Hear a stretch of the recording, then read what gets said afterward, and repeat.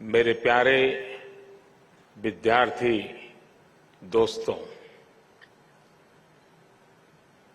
ये शिक्षा ही है जिसमें देश को सफल बनाने, देश का भाग्य बदलने की सर्वाधिक जिसमें ताकत है वो शिक्षा है। आज 21वीं सदी का भारत जिन लक्ष्यों को लेकर आगे बढ़ रहा है उसमें हमारी शिक्षा व्यवस्था का भी बहुत ज्यादा महत्व है। आप सभी इस व्यवस्था के प्रतिनिधि हैं, ध्वजवाहक है। इसलिए अखिल भारतीय शिक्षा समागम का हिस्सा बनना मेरे लिए भी अत्यंत महत्वपूर्ण अवसर है।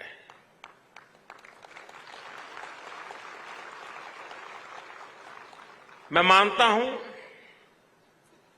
विद्या के लिए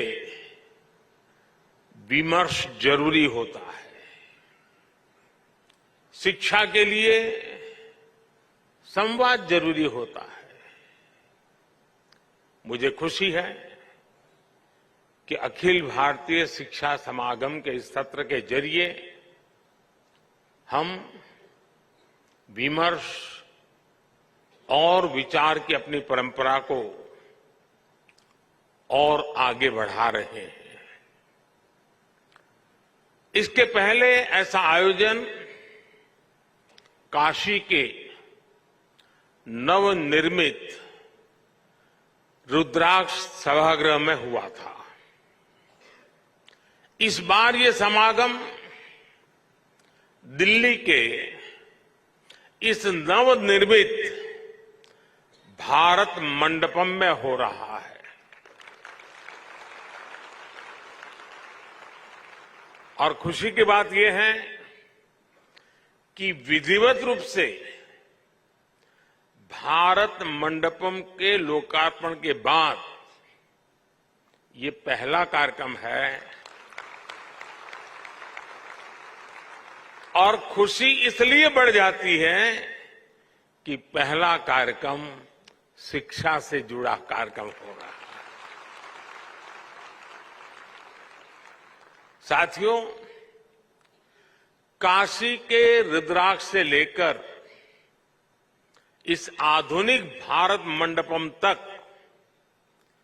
अखिल भारतीय शिक्षा समागम की इस यात्रा में एक संदेश भी छिपा है। ये संदेश है प्राचीनता और आधुनिकता के संगम का, यानी एक और हमारी शिक्षा व्यवस्था भारत की प्राचीन परंपराओं को सहज रही है, आधुनिक साइंस और हाईटेक टेक्नोलॉजी इस फील्ड में भी हम उतना ही तेजी से आगे बढ़ रहे हैं। इस आयोजन के लिए शिक्षा व्यवस्था में आपके योगदान के लिए आप सभी साथियों को शुभकामनाएं देता हूं, साधुवाद देता हूं। संयोग से आज हमारी राष्ट्रीय शिक्षा नीति के 3 साल भी पूरे हो रहे हैं।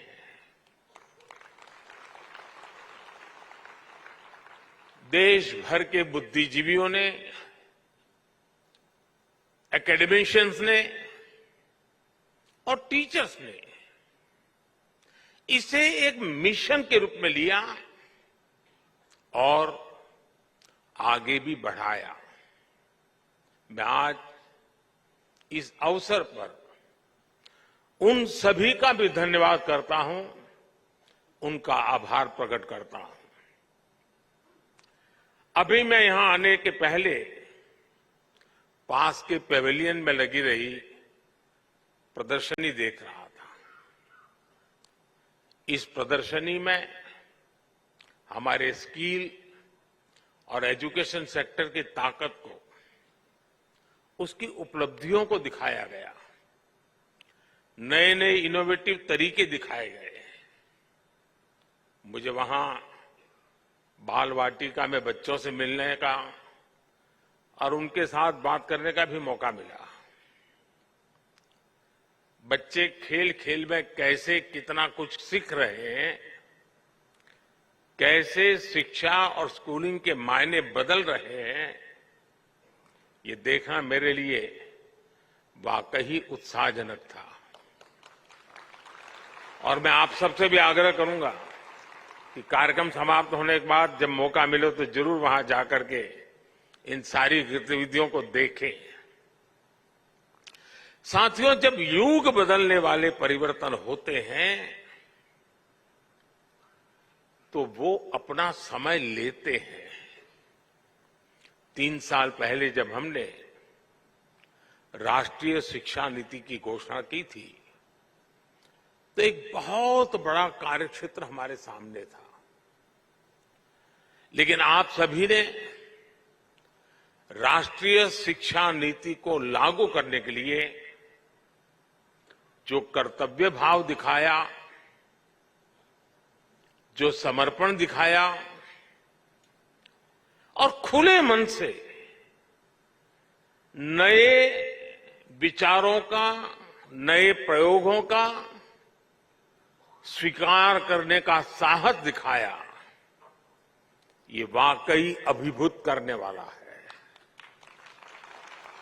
और नया विश्वास पैदा करने वाला है। आप सभी ने इसे एक मिशन के तौर पर लिया है। राष्ट्रीय शिक्षा नीति में ट्रेडिशनल नॉलेज सिस्टम से लेकर फ्यूचरिस्टिक टेक्नोलॉजी तक उसको बराबर एक बैलेंस वे में उसको अहमियत दी गई है। प्राथमिक शिक्षा के क्षेत्र में नया पाठ्यक्रम तैयार करने के लिए, क्षेत्रीय भाषाओं की पुस्तकें लाने के लिए, उच्च शिक्षा के लिए, देश में रिसर्च इकोसिस्टम को मजबूत करने के लिए देश का शिक्षा जगत के सभी महानुभावों ने बहुत परिश्रम किया है। देश के सामान्य नागरिक और हमारे विद्यार्थी नई व्यवस्था से भली भांति परिचित है। वो ये जान गए हैं कि 10+2 एजुकेशन सिस्टम की जगह अब 5+3+3+4 ये प्रणाली पर अमल हो रहा है। पढ़ाई की शुरुआत भी अब 3 साल की आयु से होगी। इससे पूरे देश में एकरूपता आएगी। हाल ही में संसद में नेशनल रिसर्च फाउंडेशन बिल पेश करने के लिए कैबिनेट ने अपनी मंजूरी दे दी है। राष्ट्रीय शिक्षा नीति के तहत नेशनल करिकुलम फ्रेमवर्क भी जल्द ही लागू हो रहा है। मुझे बताया गया है कि फाउंडेशन स्टेज यानी 3 से 8 साल के बच्चों के लिए फ्रेमवर्क तैयार भी हो गया है। बाकी के लिए करिकुलम बहुत जल्द ही हो जाएगा। स्वाभाविक तौर पर अब पूरे देश में सीबीएसई स्कूलों में एक तरह का पाठ्यक्रम होगा। इसके लिए एनसीईआरटी नई पाठ्यपुस्तकें तैयार कर रही है। तीसरी से 12वीं कक्षाओं तक लगभग 130 विषयों की नई किताबें आ रही हैं और मुझे खुशी है कि क्योंकि अब शिक्षा क्षेत्रीय भाषाओं में भी दी जानी है, इसलिए ये पुस्तकें 22 भारतीय भाषाओं में होगी। साथियों, युवाओं को उनकी प्रतिभा की जगह उनकी भाषा के आधार पर जज किया जाना उनके साथ सबसे बड़ा अन्याय है। मातृभाषा में पढ़ाई होने से भारत के युवा टैलेंट के साथ अब असली न्याय की शुरुआत होने जा रही है और ये सामाजिक न्याय का भी अहम कदम है। दुनिया में सैकड़ों अलग अलग भाषाएं हैं। हर भाषा की अपनी अहमियत है। दुनिया के ज्यादातर विकसित देशों ने अपनी भाषा की बदौलत बढ़त हासिल की है।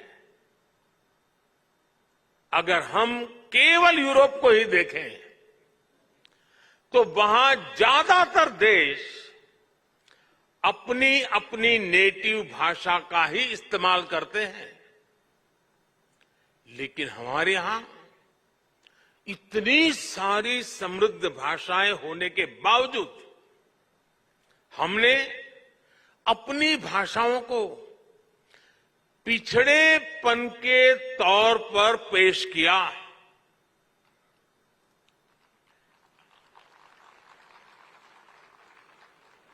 इससे बड़ा दुर्भाग्य क्या हो सकता है? कोई कितना भी इनोवेटिव माइंड क्यों ना हो, अगर वो अंग्रेजी नहीं बोल सकता था तो उसकी प्रतिभा को जल्दी स्वीकार नहीं किया जाता था।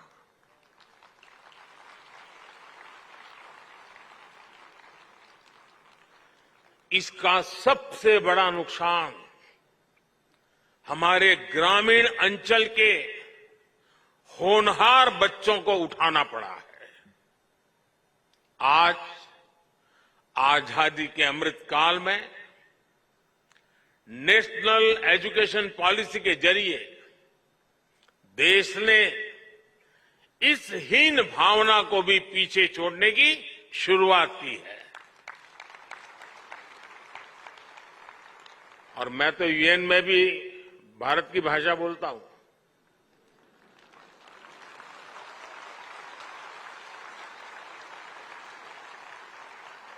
सुनने वाले को ताली बजाने में देर लगेगी, लगेगी।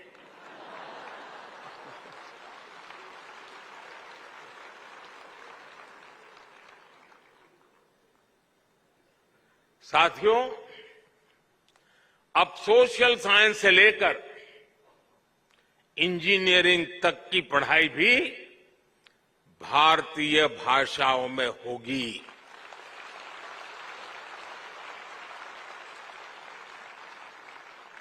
युवाओं के पास भाषा का आत्मविश्वास होगा तो उनका हुनर, उनकी प्रतिभा भी खुलकर के सामने आएगी। और इसका एक और लाभ देश को होगा। भाषा की राजनीति करके अपनी नफरत की दुकान चलाने वालों का भी शटर डाउन हो जाएगा।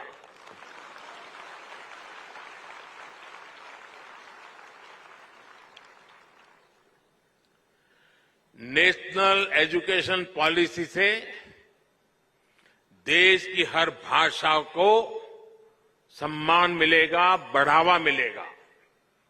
साथियों, आजादी के अमृत महोत्सव में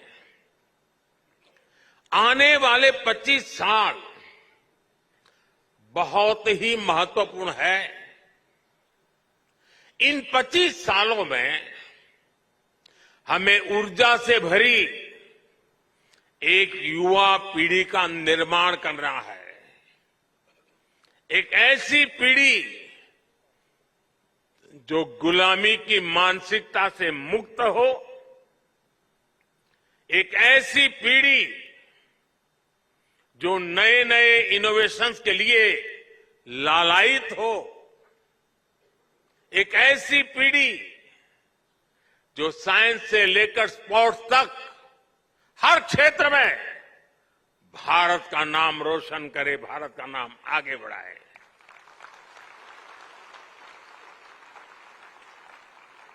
एक ऐसी पीढ़ी जो 21वीं सदी के भारत की आवश्यकताओं को समझते हुए अपना सामर्थ्य बढ़ाए, और एक ऐसी पीढ़ी जो कर्तव्य बोध से भरी हुई हो, अपने दायित्व को जानती हो, समझती हो।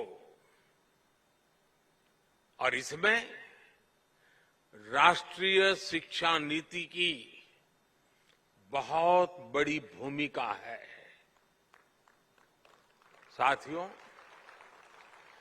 क्वालिटी एजुकेशन की दुनिया में कई पैरामीटर्स हैं, लेकिन जब हम भारत की बात करते हैं तो हमारा एक बड़ा प्रयास है समानता। राष्ट्रीय शिक्षा नीति की प्राथमिकता है भारत के हर युवा को समान शिक्षा मिले, शिक्षा के समान अवसर मिले। जब हम समान शिक्षा और समान अवसरों की बात करते हैं तो ये जिम्मेदारी केवल स्कूल खोल देने मात्र से पूरी नहीं हो जाती। समान शिक्षा का मतलब है शिक्षा के साथ साथ संसाधनों तक समानता पहुंचनी चाहिए। समान शिक्षा का मतलब है हर बच्चे की समझ और चॉइस के हिसाब से उसे विकल्पों का मिलना। समान शिक्षा का मतलब है स्थान, वर्ग, क्षेत्र के कारण बच्चे शिक्षा से वंचित न रहे। इसलिए नेशनल एजुकेशन पॉलिसी का विजन ये है, देश का प्रयास ये है कि गांव, शहर, अमीर, गरीब, हर वर्ग में युवाओं को एक जैसा अवसर मिले। आप देखिए, पहले कितने ही बच्चे केवल इसलिए नहीं पढ़ पाते थे क्योंकि सुदूर क्षेत्रों में अच्छे स्कूल नहीं होते थे। लेकिन आज देश भर में हजारों स्कूलों को पीएम श्री स्कूल के तौर पर अपग्रेड किया जा रहा है। 5G के इस युग में ये आधुनिक हाईटेक स्कूल भारत के विद्यार्थियों को आधुनिक शिक्षा का माध्यम बनेंगे। आज आदिवासी इलाकों में एकलव्य आदिवासी स्कूल भी खोले जा रहे हैं। आज गांव-गांव इंटरनेट की सुविधा उपलब्ध है। दीक्षा, स्वयं और स्वयं प्रभा जैसे माध्यमों से दूर दराज के बच्चे पढ़ाई कर रहे हैं। अच्छे से अच्छी किताबें, क्रिएटिव लर्निंग टेक्निक्स हो, आज डिजिटल टेक्नोलॉजी के जरिए गांव-गांव ये नए विचार, नई व्यवस्था, नए अवसर उपलब्ध हो रहे हैं। यानी भारत में पढ़ाई के लिए जरूरी संसाधनों का गैप भी तेजी से खत्म हो रहा है। साथियों, आप जानते हैं नेशनल एजुकेशन पॉलिसी की एक बड़ी प्राथमिकता ये भी है कि शिक्षा केवल किताबों तक सीमित न रहे, बल्कि प्रैक्टिकल लर्निंग इसका हिस्सा बने। इसके लिए वोकेशनल एजुकेशन को जनरल एजुकेशन के साथ इंटीग्रेट करने का काम भी हो रहा है। इसका सबसे बड़ा लाभ कमजोर, पिछड़े और ग्रामीण परिवेश के बच्चों को ज्यादा होगा। किताबी पढ़ाई के बोझ के कारण यही बच्चे सबसे ज्यादा पिछड़ते थे, लेकिन नई राष्ट्रीय शिक्षा नीति के तहत अब नए तरीकों से पढ़ाई होगी। ये पढ़ाई इंटरैक्टिव भी होगी, साथ साथ इंटरेस्टिंग भी होगी। पहले लैब और प्रैक्टिकल की सुविधा बहुत ही कम स्कूलों में उपलब्ध थी, लेकिन अब अटल टिंकरिंग लैब्स में 75 लाख से ज्यादा बच्चे साइंस और इनोवेशन सीख रहे हैं। साइंस अब सबके लिए समान रूप से सुलभ हो रही है। यही नन्हे वैज्ञानिक आगे चलकर देश के बड़े बड़े प्रोजेक्ट्स को लीड करेंगे, भारत को दुनिया का रिसर्च हब बनाएंगे। साथियों, किसी भी सुधार के लिए साहस की जरूरत होती है, और जहां साहस होता है वहीं नई संभावनाएं जन्म लेती है। यही वजह है कि विश्व आज भारत को नई संभावनाओं की नर्सरी के रूप में देख रहा है। आज दुनिया जानती है कि जब सॉफ्टवेयर टेक्नोलॉजी की बात आएगी तो भविष्य भारत का है। दुनिया जानती है कि जब स्पेस टेक की बात होगी तो भारत की क्षमता का मुकाबला आसान नहीं है। दुनिया जानती है कि जब डिफेंस टेक्नोलॉजी की बात होगी तो भारत का लो कॉस्ट और बेस्ट क्वालिटी का मॉडल भी हिट होने वाला है। दुनिया के इस भरोसे को हमें कमजोर नहीं पड़ने देना है। बीते वर्षों में जिस तेजी से भारत की औद्योगिक साख बढ़ी है, जिस तेजी से हमारे स्टार्टअप की धमक दुनिया में बढ़ी है, उसने हमारी शैक्षणिक संस्थाओं का सम्मान भी विश्व भर में बढ़ाया है। तमाम ग्लोबल रैंकिंग्स में इंडियन इंस्टीट्यूट्स की संख्या बढ़ रही है। हमारी रैंकिंग में भी इजाफा हो रहा है। आज हमारे आईआईटी के दो कैंपस जंजीबार और अबू धाबी में खुल रहे हैं। कई दूसरे देश भी अपने यहां हमसे आईआईटी कैंपस खोलने का आग्रह कर रहे हैं।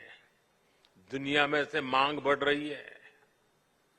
हमारे एजुकेशन इकोसिस्टम में आ रहे ये सकारात्मक बदलावों के कारण कई ग्लोबल यूनिवर्सिटी भी भारत में अपने कैंपस खोलना चाहती है।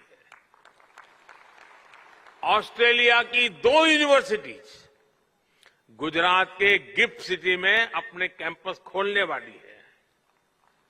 इन सफलताओं के बीच हमें अपनी शिक्षण संस्थानों को लगातार मजबूत करना है। इन्हें फ्यूचर रेडी बनाने के लिए निरंतर मेहनत करनी है। हमें हमारी इंस्टीट्यूट्स, हमारी यूनिवर्सिटीज, हमारे स्कूल्स और कॉलेजेस को इस रिवॉल्यूशन का केंद्र बनाना है। साथियों, समर्थ युवाओं का निर्माण सशक्त राष्ट्र के निर्माण की सबसे बड़ी गारंटी होती है और युवाओं के निर्माण में पहली भूमिका माता, पिता और शिक्षकों की होती है। इसलिए मैं शिक्षकों और अभिभावकों सभी से कहना चाहूंगा कि बच्चों को हमें खुली उड़ान देने का मौका देना ही होगा। हमें उनके भीतर आत्मविश्वास भरना है ताकि वो हमेशा कुछ नया सीखने और करने का साहस कर सके। हमें भविष्य पर नजर रखनी होगी। हमें फ्यूचरिस्टिक माइंडसेट के साथ सोचना होगा। हमें बच्चों को किताबों के दबाव से मुक्त करना होगा। आज हम देख रहे हैं कि एआई जैसी टेक्नोलॉजी, आर्टिफिशियल इंटेलिजेंस, जो कल तक साइंस फिक्शन में होती थी, वो अब हमारे जीवन का हिस्सा बन रही है। रोबोटिक्स और ड्रोन टेक्नोलॉजी हमारे दरवाजे पर दस्तक दे चुकी है। इसलिए हमें पुरानी सोच से निकलकर नए दायरों में सोचना होगा। हमें अपने बच्चों को उसके लिए तैयार करना होगा। मैं चाहूंगा कि हमारे स्कूलों में फ्यूचर टेक से जुड़े इंटरेक्टिव सेशन आयोजित हो। डिजास्टर मैनेजमेंट हो, क्लाइमेट चेंज हो या क्लीन एनर्जी जैसे विषय हो, हमारी नई पीढ़ी को हमें इनसे भी रूबरू कराना होगा। इसलिए हमें हमारी शिक्षा व्यवस्था को इस तरह से तैयार करना होगा ताकि युवा इस दिशा में जागरूक भी हो, उनकी जिज्ञासा भी बढ़े।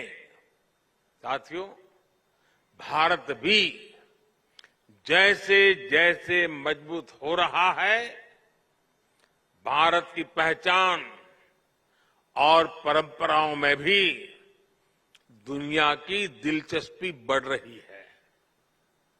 हमें इस बदलाव को विश्व की अपेक्षा के तौर पर लेना होगा। योग, आयुर्वेद, कला, संगीत, साहित्य और संस्कृति के क्षेत्र में भविष्य की अपार संभावनाएं जुड़ी है। हमें हमारी नई पीढ़ी को इनसे परिचित करवाना होगा। मुझे विश्वास है अखिल भारतीय शिक्षा समागम के लिए ये सभी विषय प्राथमिकता में होंगे ही। भारत के भविष्य को गढ़ने के आप सबके ये प्रयास एक नए भारत की नींव का निर्माण करेंगे और मुझे पक्का विश्वास है कि 2047 में हम सबका सपना है, हम सबका संकल्प है कि जब देश आजादी के 100 साल मनाएगा, 2047 में ये हमारा देश विकसित भारत होके रहेगा। और ये कालखंड उन युवाओं के हाथ में है जो आज आपके पास ट्रेनिंग ले रहे हैं। जो आज आपके पास तैयार हो रहे हैं वो कल देश को तैयार करने वाले हैं। और इसलिए आप सबको अनेक अनेक शुभकामनाएं देते हुए इस सपने को पूरा करने के लिए हर युवा के हृदय में एक संकल्प का भाव जगे, उस संकल्प को साकार करने के लिए परिश्रम की पराकाष्ठा हो, सिद्धि प्राप्त करके रहें, इस इरादे से आगे बढ़े। मेरी आप सबको बहुत बहुत शुभकामनाएं, बहुत बहुत धन्यवाद।